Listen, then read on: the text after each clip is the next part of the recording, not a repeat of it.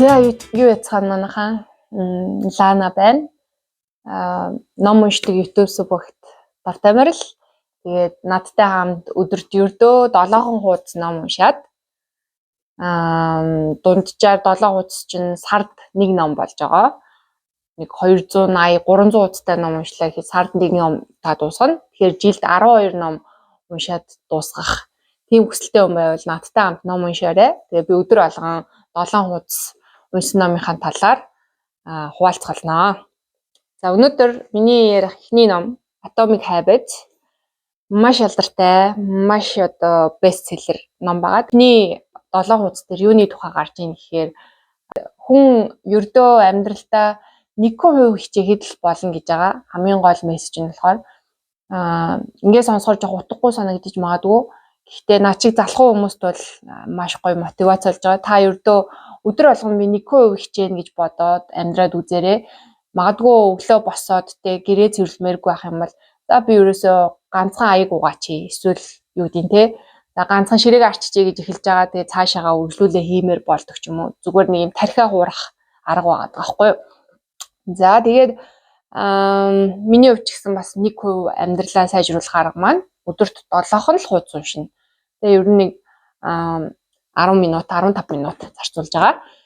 За тэгээд олон тохиолдолд бид нар яагаад амьдралдаа өөрчлөлт гаргадаг вэ гэхээр хүмүүс болохоор нэг л өдөр маш их өсрэлттэй өөрчлөлт гаргана гэж мөрөөд юм байна л да. Яг 100% хичээнэ гэж боддог. Гэтэл энэ нь бол маш хэцүү учраас хинч чаддаггүй. Харин та ердөө 1%-ийн хичээл зүтгэл гаргаад амьдралаа өөрчлөөрэй гэж эхний бүлэг дээр гарч байгаа. За яагаад ингэж хэлж байгааг би та нарт түүх баримттай баталж өгье.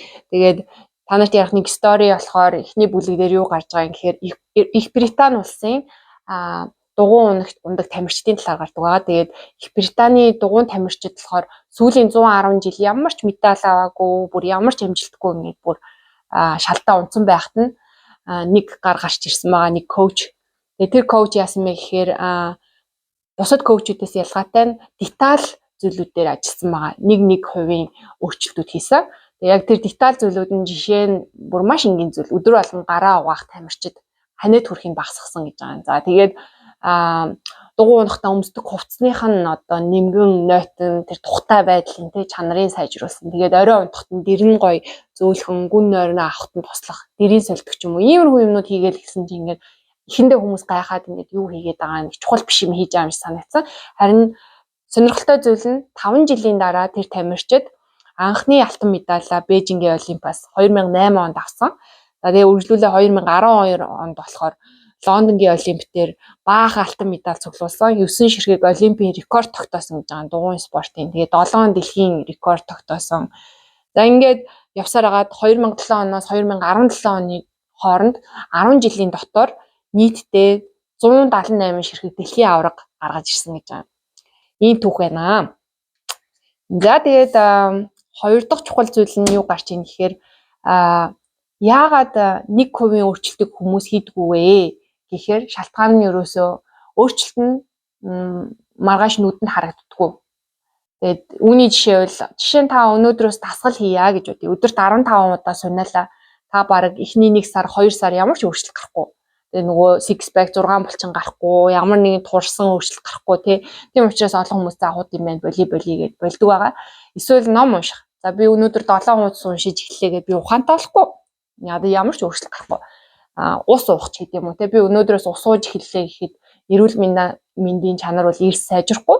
Гэхдээ энэ бүхэн ингээд long run буюу урт хугацаанд хүний амьдралын чанарыг маш хүчтэйгээр маш хүчтэй импакт үзүүлж өөрчилдөг гэдэг. За тэгээ энэ дээр болохоор би өөрийнхөө амьдралын жишээг хуваалцах юм бол эрүүл мэнд дээр би ийм нурууны мөрөлттэй тэгээд эрдэмтлийн зураг авахсан чинь нуруу маань ийм сколиоз гэдэг ингээд дали болсон. Энэ нь яасан бэ гэхээр би 10 жилээс ахуулаа буруу суугаад ингээд дали хичээлээ хийгээд цүнхээ нэг талтаа үүрсээр агаад зүүн тал руугаа ингээд нуруу маань хазаацсан. Тэгэхээр миний буруу суудаг 1% муу зуршил ингээд 10 жилийн дараа 20 жилийн дараа нурууг маань мөрөөлгаад тэгээд нуруу өвддөг. Тэрнээс болоод ингээд одоо энэ зөөвөртэй өвчтөн хүн болж байгаа хгүй. Тэгэхээр сайн ч талаасаа сүрэгч талаасаа хүний 1% ингээд өөрчлөлт нь амьдралд нь амар том юм үр дүн гаргад юм байна. Тэгээд та нарт одоо гоё энд нь би ингээд зургаар харуулна. Нэг схем байгаа. 1% эерэг өөрчлөлт болохоор хүний амьдралд 37% өөрчлөлт авчирна гэж байгаа. Харин 1% ямар нэгэн сөрөг зуршилчин болохоор 0% үр дүн авчирна. Хамгийн нэгдүгüүрт нь болохоор ингээд таны санхүүгийн зуршил байна. Та сард хэдэн төгрөг олдог, хэдэн төгрөг ингээд үрдэг вэ? Тэгээ хэдэн төгрөгийг хадгаламжинд хийдэг вэ? За энэ нэг зуршил байна. Дараа нь та одоо идэх зуршил чинь тэгээ өдөрт яг юу иддгийг, ямар чанартай хүнс иддгийг, тэгээ яаж иддгийг, хизээ иддгийг. За сурах, өөрийгөө хөгжүүлэх талбар дээр та ном уншдаг юм уу, тэ? Ном уншина гэж бодоод баахан ном цуглуулаа явдаг, тэ?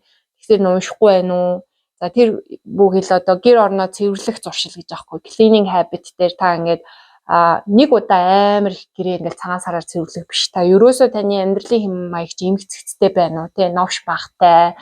Тэгээд авсан тавьсан юм байранд нь буцаагаа тавьдаг бол та баг гэрээ цэвэрлэх шаардлагагүй. Гэр чинь ер нь бол байнга л эмгцэгцтэй байх боломжтой. Тэгэхээр ер нь ингээд харах юм бол та амьдралынхаа бүх талбаруудыг магадгүй бичиж үзээд тэ. За би энэ талбар дээр ямар зуршилтай юм бэ гэдээ ингээд хараад үзээрэй, комент цэцгээр бас гоё нэгэндээ шеэрлээрэй.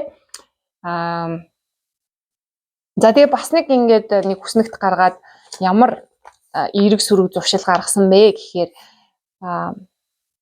бүтээмж, таны амьдралын бүтээмжээ сайжруулах гэвэл өдөрт та ганцхан экстра таск хий гэж байгаа байхгүй. Тэрний үе гэхээр за та 10 сүнэд үгээсэн бол маргааш 11 л сүнэ. Тэгэл болоо. Тэгэх юм бол таны бүтээмж ингээд сайжирч ин гэсэн. За эсвэргээрээ сүрэг хүний амьдралын бүтээмжийг бууруулдаг зүйл юу гэж болох вэ гэхээр замын төгжрөл стресс гэж болно. Та өдөр болгон одоо ажил гэр лугаа маш их цаг зарцуул төгжирж явдаг стресстэй байлаа гэж бодъё.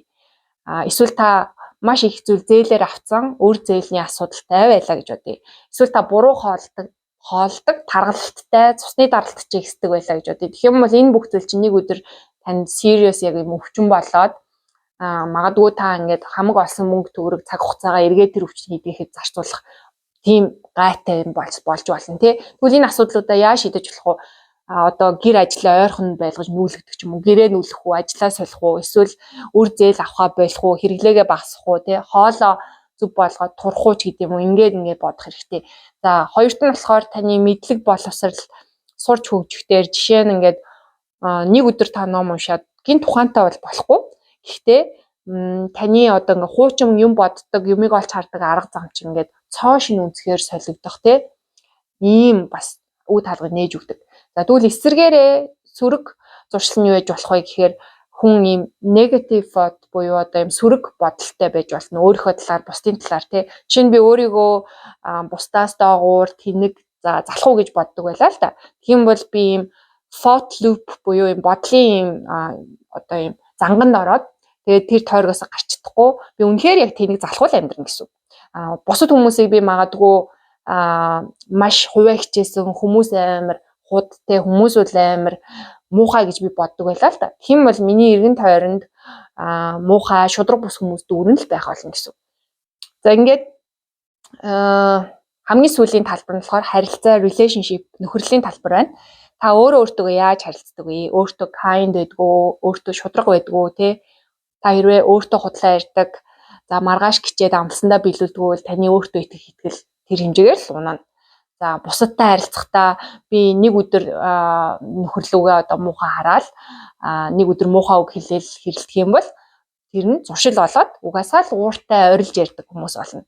Тэгэхээр ер нь хэрвээ би нэг удаа одоо найз руугаа инээгээд сайхан харилцах юм бол энэ бас зуршил болоод битүүрийн харилцаа байнга инээдэг, эерэг нэгнээ дэмждэг харилцаа болно. Тэгэхээр ингээд бодох юм бол маш энгийн тэрнээ та ямар ч мөнгө сүртэй цаг хугацаа хөрөнгө оруулалт хийхгүйгээр маргааштай амьдралаа өөрчилж болох те 1% өөрчлөлтүүд юу байж болох вэ? Тэр дадлуудаа комент цэцэгт үлдээгээрэй. Тэгээ өнөөдрийн 7 хуудас ингээд дуусж байна. Баяртай.